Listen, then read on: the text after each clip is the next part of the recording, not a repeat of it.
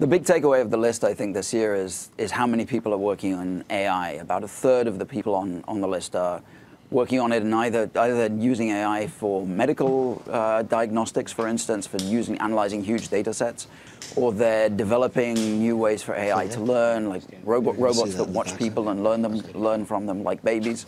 We have people working on AI ethics, on all the ways that AI can impact society and how you avoid AI bias. So it's really the field this year. Who is the youngest person on the list this year? Oh, that's a great question. I should have been prepared for it, but I think it is probably a 25-year-old who is working on, where is she now? She is working on gene therapy. No, sorry, not on gene therapy. There she is, Chelsea Finn, Berkeley Artificial Intelligence Lab, and she's the one working on how to teach robots to learn from watching people. And I was going to ask, how international is this group? One of the reasons I ask is you often hear in terms of AI this battle between the U.S. and China. Yeah, it is pretty international. I mean, we have people from all over the world, but China definitely features. One of the people on the list, well, in fact, two of the people on the list are from a couple of China's most important AI companies, the founder of Alipay, which is the payments network, and one of the founders of Face++, which is facial recognition, uses AI to do facial recognition for all sorts of business purposes and also for surveillance. A lot of medical tech. What's the most interesting innovation there?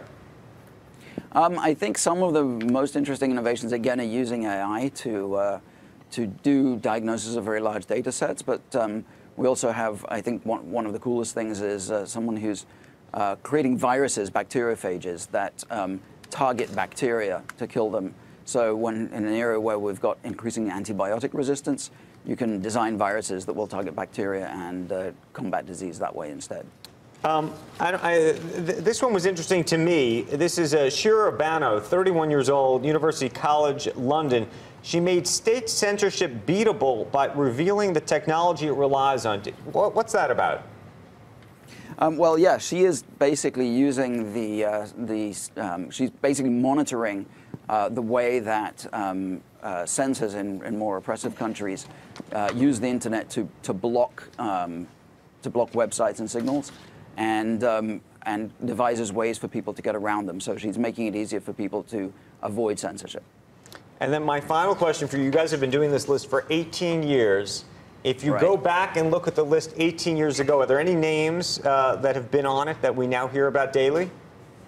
I mean, one of the names that we hear about all the time, you were talking about it earlier, is Mark Zuckerberg of Facebook. We featured him in 2007.